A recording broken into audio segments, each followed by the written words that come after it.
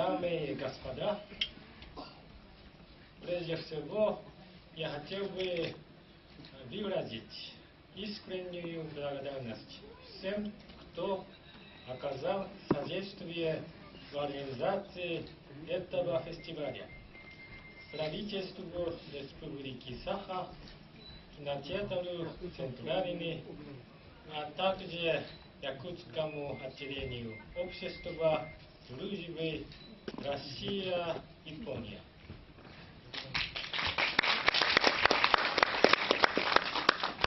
Предыдущий фестиваль японского кино проводился в Якутске в 2014 году. Надеюсь, что этот фестиваль соберет еще больше поклонников японского кинематографа, и они получат удовольствие от просмотра фильма. Генеральное консульство Японии в Хабаровске намерено и в дальнейшем активно проводить различные культурные мероприятия в регионах Дальнего Востока.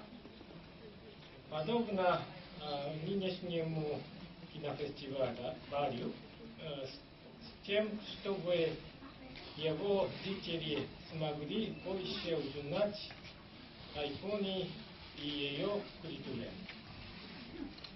Много интересной и полезной информации о работе консульства, образовательных программах, культурных событиях и о самой Японии можно найти на наших официальных страницах Facebook и ВКонтакте.